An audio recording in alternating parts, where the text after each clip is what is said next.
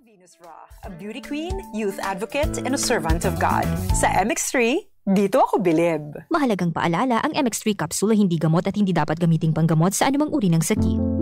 Ang bawat yugto ng buhay ay may nakaakibat na bagong layunin. Minsan may kabigatan, minsan di maaninag ang liwanag at parabang walang katapusan. Iba't iba man ang pamamaraan, kung pagtsatsagaan, ito'y malalampasan. Sundan ang bawat salaysay sa Believable Stories tuwing Lunes alas 4 ng hapon dito sa 106.7 Energy FM. Kung nais mong ibahagi ang iyong natatanging Believable Stories, ipadala lamang ito sa Energy FM Facebook page or e-email sa energyfmmanila106.7@gmail.com.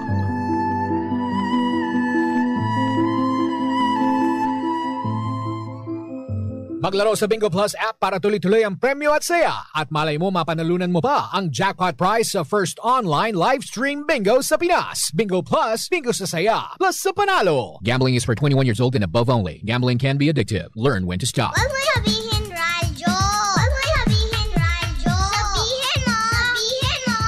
Energy! Energy! Cheers, miss! Gabaglita! With Tita Cora and Kapitana Sisa. Same, pero iba! We are number 106.7 Energy FM. Pagka huwag mong sabihin radyo! Sabihin mo! Ano sasabihin? Energy! Yan! Sa magandang umaga pa rin po, Metro and Mega Manila. Ako pa rin po si Kapitana Sisa. At ako naman po si Tita Cora. At ito pa rin ang Baklita Asaw. Hello pa rin po sa inyong lahat dyan. Sa mga bumabiyahe na, sa mga naghahanap buhay. Isang magandang araw po sa inyong lahat. Oy, good morning din sa lahat ng ating mga panggana na ihilig. Ayan, sa panonood ng mga satisfying video na gawa ng AI. Tama, Diba? Lalo yung mga pusa. Minsan ako yung pusa, yung kwento ng pusa. Uy, ang luma na nun, Mare. Hindi, pero yun yung lang. ba yung hinulog yung baby sa aeroplano? Tapos pinalaki ng pusa? Tapos yung mga gano'n. Kaya aliw na aliw lang ako. Ay, hindi lang yan, Mare. Alam kong kinahihiligan mo yung mga short drama, Oo, yung mga drama. Yung Chinese. Yung mga inaapi-api. Yung mga dating billionaire, ganyan. Oo. Kayo mga pangganong kinahihiligan nyo ngayon sa mga FB nyo? Correct, hindi ba? Sa TikTok. Sa TikTok, diba? Yung mga reels na ganyan. Ano yung kinahihiligan mo ngayon na Ano ba yung mga nagtitrend ngayon na Yung mga kinukutkot yung ingron. Oh my God! Pasintabi po sa mga kumakain. Hindi totoo yun. Pero I love Dr. Poppers. Yes! Sobrang satisfying sa akin. Yung iba nandidiri, pero ako hindi naman. Correct. Parang it's so satisfying, lalo yung maririnig mo yung mga, alam mo yun, tinatanggalan nung gumagano. Minsan na pagkamalan pa ako nanonood ng Bold. Dahil, syempre, di ba? Ano ba ng Bold? Hindi kasi, di ba, na parang naririnig sa background, parang tinignan tuloy akong pag ganun. Pinakita ko, eto yung umuungol. Teka lang muna, napag-uusapan natin ng mga bold star. Sinong kakilala mong bold star nung araw? Rodel Velayo. Ay, hindi ko na Leonardo Liton. Sino diba? yun? Ay, i-search mo, ang gwapo nun. Talaga? Yung Dax yun talaga. Di ba nag-start? Anton Bernardo. Sa mga babae, sino ba yung mga yung mga bold star dati? Nini Jacinto. Ay, talaga? Oo. Yan yung mga kasabayan ni Osang. Nila Rosana Roses. Diba? Oo, nag-bold din pala si Oo. Bold pa ang tawag sa sexy nun, no? Yes, diba? Under Seiko Film. And when you say bold, hindi siya yung tipong talagang, alam niya, yung nakasubscribe kayo kung saan-saan. Hindi ganon. Hindi ito turbahan. may storya muna. Hindi lang basta bengbangan. Oo. Kagaya nung patikim ng pinya. Tama. Oo. Tapos, ligaya. Ang tawag na kasi natin mara ngayon ay sexy film. Oo. Ligaya ang itawag mo sa akin. Na pinagbibidahan ni, no? Rosana Roses. Pero sa mga artistang lalaki, sino talaga yung nagpatangkad kay Kapitana Sisa? Jay Manalo. Sa moving? Totoy Mola. In fairness. Naalala mo ba yung movie na Babae sa Breakwater? Oo. Si ano yan eh? Si Mercedes Cabral? Hindi. Si Belinda Bride. Belinda? Hindi. Oo. Siya ang kauna-una. Sa service ko pala napanood si Mercedes Cabral tsaka si Coco Martin. Oo, yung may kuyo siya sa Wetsaru. Oo, si Coco Martin na nagpakita doon ng Oo, halapit. Jumbo hotdog. Talagang doon ko nakita, sabi ko, yung hotdog talaga may jumbo. Oo. Hindi yung regular size sa payat-payat. Kineso. May kineso. Eto may feeling. Oo. Ganon. At saka bakit ganon? Merong lumpia wrapper sa Wet Saru. Oo, diba? Pero hindi ako nakafocus Lumpia wrapper ba yun? Ha? Parang ano siya eh. Parang nori wrapper. Hindi pala Ay, nako. Kayo mga pangga. O bakit ikaw? Sino pinagnasaan mo? Grabe naman. Wala? Hindi ko naman pinagnasaan. Ano kaya? Go for Wendell Ramos. Oh! Sa edad ko kasi, yun yung mga patok nun. Okay. Oo. So yung mga gusto mo yung mga talagang hang-hang ka. Na... Oo, Antonio Aquitania. Oo. Yun talagang yan. Tonton Gutierrez. Ay, yung bata-bata. Oo. Naalala mo paano nag-sexy pa si Glidel Mercado? Hello, Miss Glidel. Oo. Ay, friend ko yun. Hi, sister. Diba? See you soon.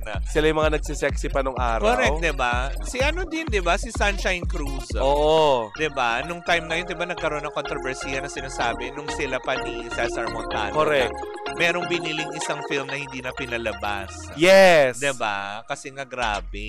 Tsaka ang ganda din nung kwento dati ng sexy pero ang ganda ng kwento. May storya. Oo. Diba? Pati yung movie na yung Machete. Oo. Ni Cesar Montano.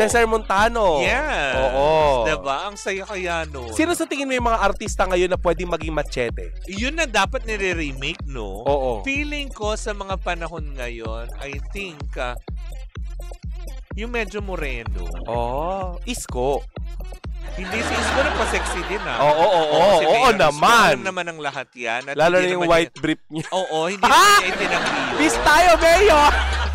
Diba kasabay niya nun na sila Enzo Pineda? Ay! Oo, grabe. Yung mga pabukol ni Enzo Pineda. In fairness. May padamo-damo pa Pero, sino nga ba ngayon? Kasi halos lang... Ruro Madrid daw bilang Pwede. Kasi siya yung medyo masculine pa. Oo. Yung kulay Adonis talaga. Kung kulay Adonis din lang naman, bakit hindi lang tayo mag-Gerald Napoles? Sinabi, Machete. Hindi. Bad ka. Hindi nga. Kulay kahoy si Kuya Gerald. Hindi, ayun nga, yung kulay Adonis, di ba? Yung kulay lato-lato. Turumpo, hindi lato-lato. Alam mo, ka kapag kulay lato-lato. Marami dyan, yung nakikinig sa atin, tinitignan na yung balata. Kakulay ko ba yung lato-lato ko? Aminin mo, kahit... Ayoko na nga. May sunscreen ba para sa lato-lato? Wala kahit anong gawin. Oo nga, wala nag-advertise ng pampaputi ng lato-lato. Why? Why not? Diba? Oo nga. Kung tutuusin, di ba, tago naman, hindi naman naarawan. Kaya hindi totoong nakakaitim yung araw. Correct. Kasi yung mga nakatago nga, hindi nga naarawan, pero umiitim. Mako Alvarez, una sa lahat, hindi bagay sa sa Machete. Pwede siya sa TJ Marquez, di ba ito nagpapasexy? Oo, pwede siya sa... Nagigay role din yan, series. Oo. Pero gwapo yan, in fairness. Gwapo. Pero kasi, Mare, hindi siya bagay doon. Oo, tsaka medyo maliit siya para sa role. Markova, pwede niya remake yung Markova. Yes, yung mga ganyan. Golden Gay. Sino pa? Ako naisip ko lang Ruro Madrid pwede. Oo. Kasi halos lahat kasi ngayon ng artista nagpapaputi na eh. Hindi at naman saka, na talaga makita yung talagang... Gusto natin yung Pilipining itsura, hindi yung retokado yung ilong. Correct. Di ba yung hindi naka-rhinoplasty? Ang perfect ng pagkakalilo. Machete, di ba? Tapos naka-rhinoplasty. Kaya nga. Ano yan? Nalilok ng husto? Only liha, kaya gumano. Ang perfect na ng mukha. Kalalaking tao, kamukha si Mona Lisa. Hindi, pero ikaw, sino naiisip mo na candidate? Na pwede. Maging Machete. Machete, gusto ko James Reid. Ang puti naman ni James Reid eh. Di ibilad natin sa araw. Hindi nagbuka siyang that puti noon, di ba? Ganun din naman, nakataples din naman nakataples ba si Dato Puti? Bahag. Tapos may parang tsalekong... Di ba si Dato Puti ay isang Muslim? Yung parang meron siyang parang tsalekong gano'n. Oo. Tapos nakabahag. Yun, di ba? Yung parang ancestral costume nilang gano'n. Yes. Pero, yun nga. Sukang puti naman yung hiniisip. si James Sino Reid. pa ba? Daniel Padilla? Pwede. Pwede rin. Pwede. Bilang ano? Sino nga ito? Yung naling kay Maris. Anthony Jennings. Ang puti naman din. Pwede naman yung make-upan ng pero yung lilo kasi nung katawan nun, yun ang pang-Adonis. Pwede din naman. Diba? O kaya si Raver Joseph. Hindi naman masyado Masyado bang bata? Oo, tsaka isa pa masyadong chinito. Alam ko na, Richard Gutierrez. Pwede. Or Coco Martin. Bakit hindi si Coco Martin? Tagal na natin hindi nakikita si Coco na hindi nakatopless ha. Lagi siya naka-leather jacket. Pwede mo naman balik-balikan nasa intern. Oo nga, direct Coco. Hindi ka na po namin nakikita nakatopless. Correct. Diba? Nagpapaka-wholesome ka na. Oo. Lahat mo ng pictures nyo nasa phone ko pa. Jericho Rosales. Masyado nang matured si Jericho para sa Machete. Oo. Pwede Apo. Jack Roberto. Piolo Pascual. Jack Roberto. Yes, pwede. Jack Roberto. Yes. Piolo Pascual yan, di ba? Diba? Si Piolo din pwede. Sarap. Ang sarap! Diba? Or pwedeng gumanap niyan. Alam mo kung sino yung perfect na naisip ko? Sino? Inigo Pascual. Oh, pwede. Diba? Kasi yung lilok ng katawan ni Inigo talagang very... Sanjo Marudo. Pwede. Diba? Oo, lalo na pumayat si Z ngayon. Oo. Bagay pa. Pwede pa kay Z. Oo nga. Naku, ang Diba? dami. Ang dami namin naiisip na pwede magbahag. Correct. Hindi ko alam kung compliment ba yun. Correct. Ay, Vina Brenica. Oo. Pwede. Nampasan muna nila yung kasong isinampas sa kanila. Oo, next. Oh, diba? Next. Si Alden, masyadong malinis si Alden eh. Hindi, masyado siyang tisoy for Masyado the siyang role. tisoy. Diba? And speaking of Alden, pag-uusapan na nga natin si Alden. Eto na ang chika for today's video, mare. Latest. May gusto ko muna mambatiin. Hello po ulit kay Tita Mayat de la Rosa. Doc Nina Rodillo. Thank you so much. At syempre sa mga friends natin from Hungry Pares. And of course, sa mga taga-Gordos Crispy Pata dyan sa may Pedro Hill. Hello po sa inyong May balita ko, Lola Nenas, magpapadala ng Lola Nenas mamaya para sa shoot natin. Ay, talaga ba? Hindi ko sure. Tita! Ayan. Maine Mendoza, umamin na in-love kay Alden Richard pero hindi siya nanligaw. Maradiretsahan ng inamin ng TV host actress na si Maine Mendoza na totoong na-in-love siya kay Alden Richard pero never daw nanligaw sa kanya si Asia's multimedia star noon na sa kasagsagan ng phenomenal kalye serye ng Eat Bulaga. Nangyari ang revelasyon ni Maine Mendoza last installment ng Tamang Panahon podcast series kasama ang mga kapwa Dabarkads na sina Jose Manalo, Wally Bayola, Paulo Ballesteros, Alan Kay at ang creative head na si Jenny Ferry. Okay, eto mare, ang sabi daw ni Alden during that time, hindi daw niya pwedeng sabihin kasi umamin itong si Maine kay Alden na bet siya maru niya si Alden. Parang, bet siya galiwaw daw niya. Sabi niya, Betty may saison Kita, chi. Pero sabi daw ni Alden, hindi ako pwedeng jumamin sina sa'yo kasi baka mawala ang magic. Ang tanong ng taong bayan, ano yung magic na hindi dapat mawala? Yung sarap ba? Sarap. Hoy! Grabe ka binudbud lang. Hindi sila ibubudbod. Diba? Nakakaloka ka. Alam mo, feeling ko naiintindihan ko si Alden. Kasi kung umamin siya na gusto, kasi na gusto publicly. Kasi mare, parang gusto nila ang isa't isa pero late na nila nalaman na gusto nila ang isa't isa. Kung kailan, alam mo yon, may asawa na siya, ganyan. Ang sigaw ng taong bayan. Totoo kaya itong mga naririnig nilang ganito ngayon? O merong... mukha namang happily married naman si Maine kay diba? Oy, alam mo, Congressman, lately, nagkalat ang mga kwento-kwento sa social media na hindi kasundo di umano ni Maine Mendoza ang kanyang mga in-laws. Pero hindi totoo yan. Kasi madalas siya mabanggit ni Ibyang, di ba? Ni Miss Sylvia Sanchez. Yeah, Sylvia Sanchez.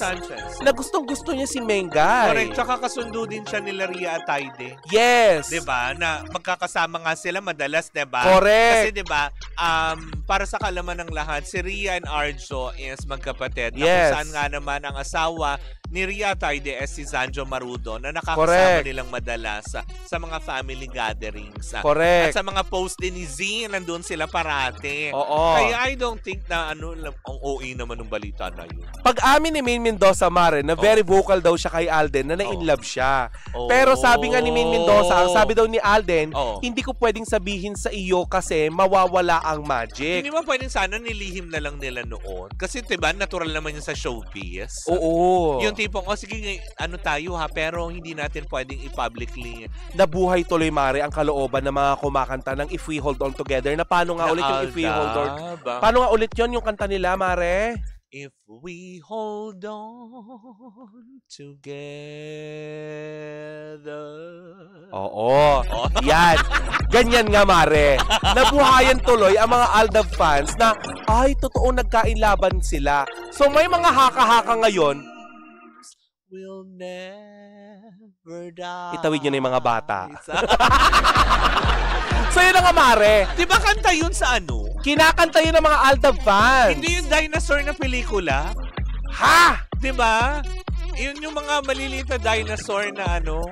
Jurassic? Hindi Jurassic, pang bata yun. Yun yung Oh my God, theme hindi song ko na ng inabot soundtrack. yata. Yun yun. Ano yun? Yung If We Hold On Together. Oo. Can you check? Ano nga ba yun? Diba? Okay. So, balik tayo dito kay Alden at saka kay Mengay. Hanggang ngayon, Mare, ay pinag-uusapan pa rin nga ng mga netizen ang pag-amin nitong si Mengay na kung saan tinawag nila na itong si Mengay ay minumulto daw ng damdamin niya para kay Alden Richard.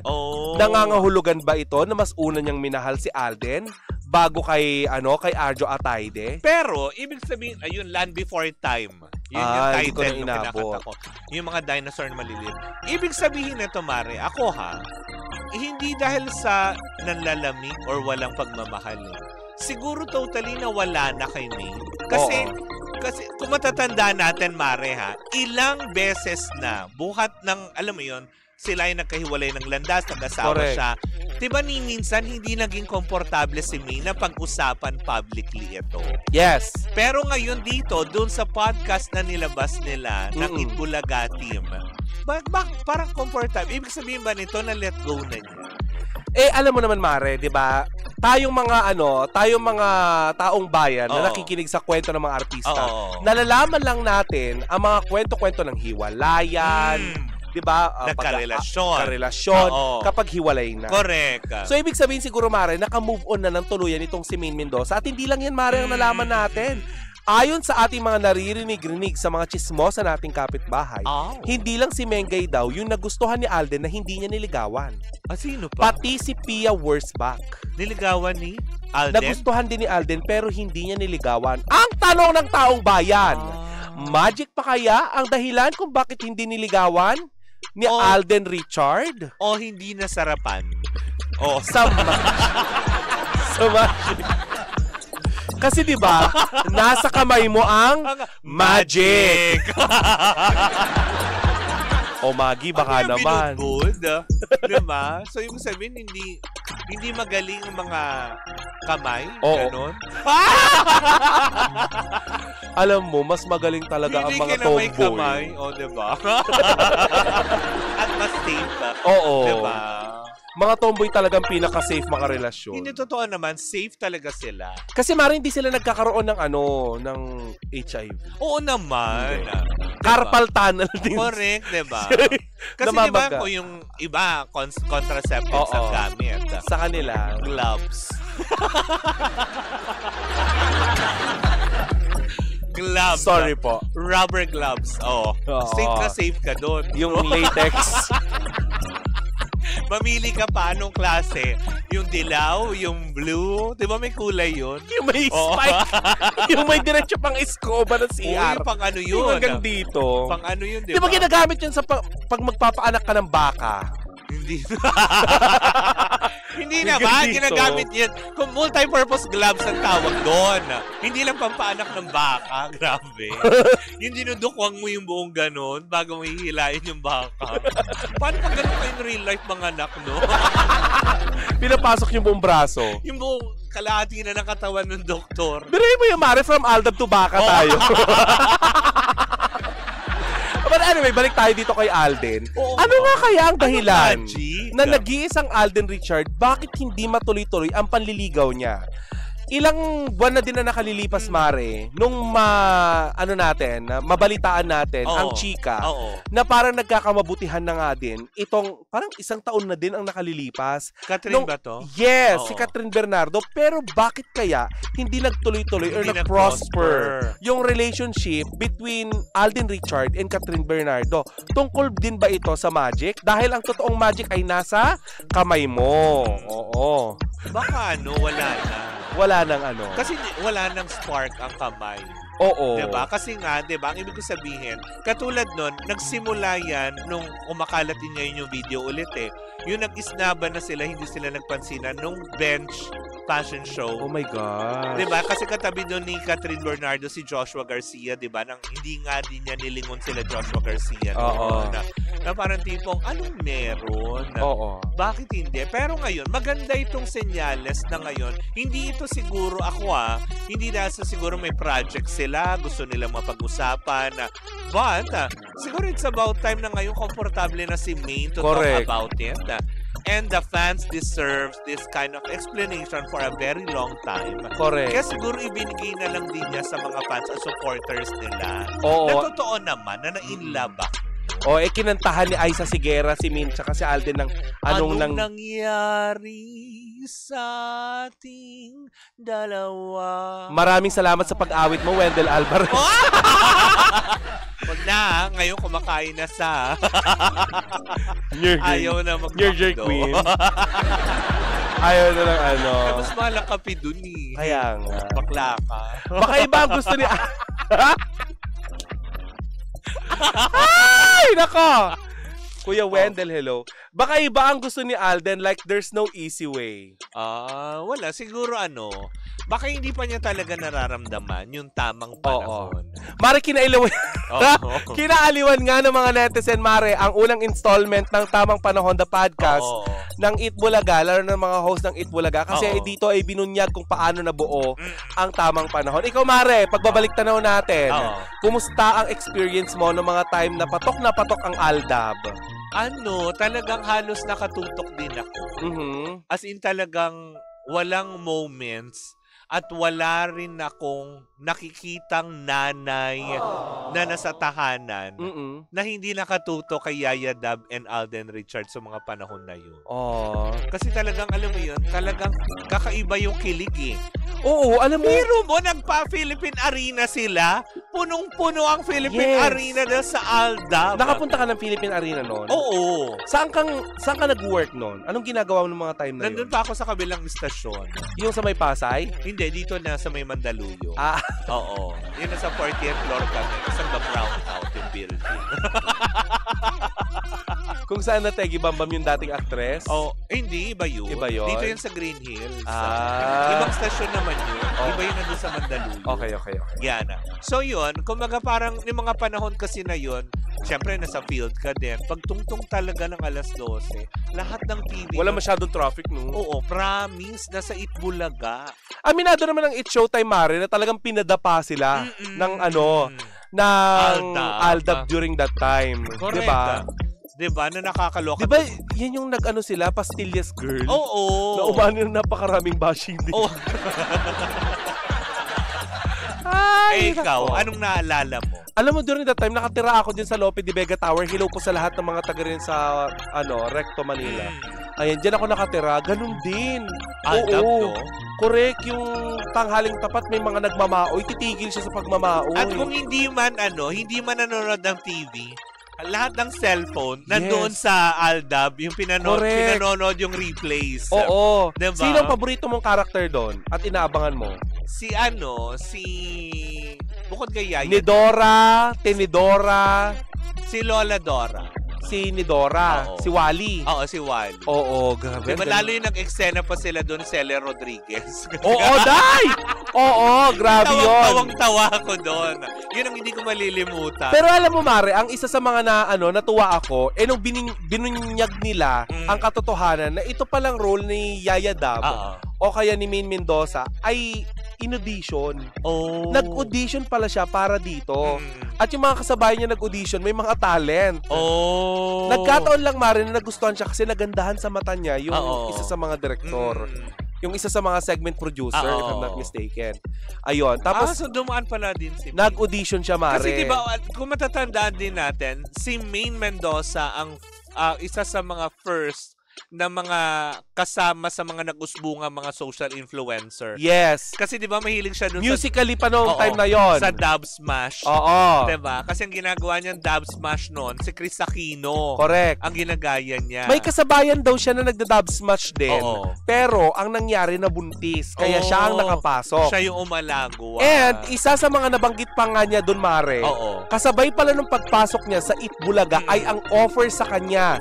Pinapirma kaagad siya ng kontrata kasi, Mare, may offer sa kanya na mag-audition sa PBB during that time.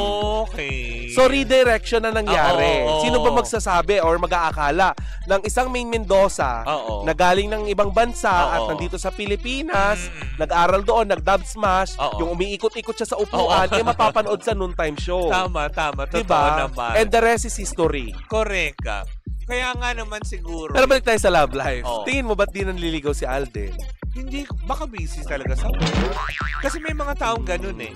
Diba? May mga tao kasi hindi natin pwedeng naman din questionin kung bakit sila single. Maybe kasi alam mo yon, siguro partly sa kanila. Marami namang ganito din na nakatuon pa muna yung attention sa family. Eh, iba yung prediction ni Tom Capso. Sabi niya, ang lambot ni Tita Cora, Kapitana Sisa, baka kayo talaga ni Alden sa huli. Tatanggi ka pa ba, Alden Richard, Mare? Ay, hindi. Sinong choosy? Oo. Diba?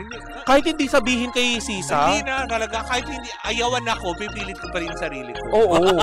At ang hindi ko mag-gets, bakit nakatubay to ako, tapos ang layo ni Kapitana Sisa? May ano ka? May headroom. Wow! Naisingit. Ay, basahin natin ang ilang mga komento dito. Ako din, nabudol ni Alden at ni Maine. Correct, diba? Sino bang hindi? For sure, yung mga nanay-nanay nyo tsaka mga tsahin-tsahin nyo din. Diba? Sabi diba, nagbibilihan pa ng iPad para lang manood. Correct. Diba? Yung galit na galit kapag nawalan pa ng connection sa internet, lalo pag gabi. Bari kung ibabalik kayo yung mga panahon na may Alden Richard tsaka Maine Mendoza, no? Di ba dito yung ginagawa sa may Broadway? Correct. Dito Grabe, pa sila siguro noon. napakaraming tao dyan noon. Lagi nga daw eh. Kaya nga sana, diba? Eh, ngayon na lang kasi ako talaga dyan hindi napadpad. nakatira, no? Eh, dati daw halos lahat ng Itbulaga staff dyan pala nakatira. Sa inyo? Oo. Diba? Ay nako, wag kayo magbanggit ng mga ganyan. Si Pastillas ng Showtime, tanda nyo? Yes! Natatanda namin. Di ba yun yung naging jowa ng isang singer ng X-Battalion? Ha? Oo. Totoo ba? Si Yes! Girl? Correct. Oo nga, nawala yun. Sayang, no? Nagbablog. Nagbablog talaga? si Pastillas. Oo. Yan ba yung babaeng laging galit? Tignan mo. Ayan, may ano. Nagulat naman ako sa'yo. Angelica Jane Yapa. Yes. Totoo niyang pangalan. Oo, nagbablog na siya Nagulat ngayon. naman ako sa kanya. Literal yung gulat ko. True to life. Diba? True to life yun. Wala na yung Pastillas, na panis na, sabi. Pero alam mo, kung magbalik tambalan ulit ang Alden Richard at saka Maine Mendoza, papatok pa rin. Diba? Marami din kasi talaga silang supporters. Oo. Diba? Yun nga lang talaga na syempre, kahit papano, si Maine alone may sariling supporters. Si Alden, of course, may sarili sila. Yes. Iba din pag nagsama sila. Corrected by. Parang wala namang pinagkaiba din niya kay Daniel Padilla and Catherine Bernardo. May mga nagmahal sa Katniel, but still may kanya-kanya pa rin silang supporters. Oo. Diba? O Aaron Valerio, kaya mo bang pangatawanan yan pag binasa namin? Oo. Ay nako Kayo Yeah. Too late ang explanation. Dami nilang nasaktan na fans, sabi ni Ate Pearly Dolorpo. Feeling ko si Ate Pearly ay isa sa mga nasaktan. Alda Panay. Hindi kasi tayo, Mare, Oo. maganda pa rin na naglabas sila ng ganyan. Nung nawala, naging carjack eh. Gusto talaga nila mga ganun eh, mga hindi nagkakatulog. Oh. Hindi, Mare. Anong hindi Hindi nagkakatuluyan. Bakit nagkatuluyan na ba? Kababati lang. Kaya pala sinasabi nila tamang panahon. Oo, diba? Kababati lang naman yung dalawa. Yung frustration nila dati sa Aldab. Hindi na po si Alden tsaka si ang pinag-uusapan namin na carjack na po. Correct.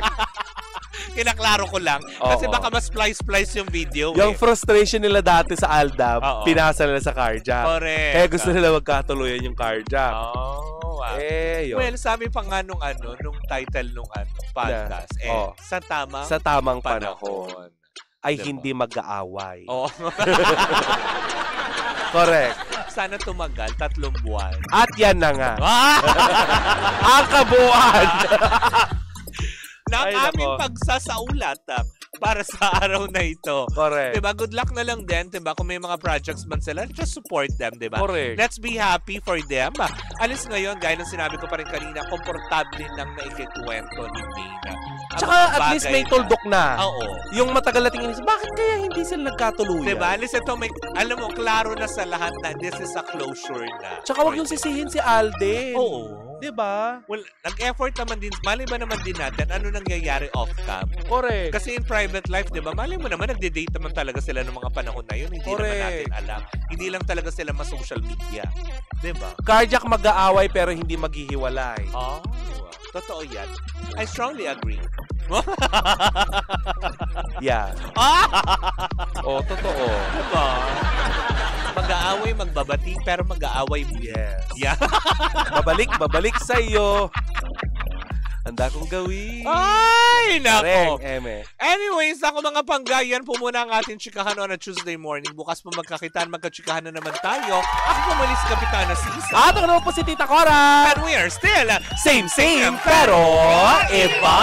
Tuloy-tuloy pa rin po ang ating tugtugan. Siyempre, dito po lamang yan sa number 106.7 Energy FM. Pagka wag mo sabihin radyo. Sabihin mo!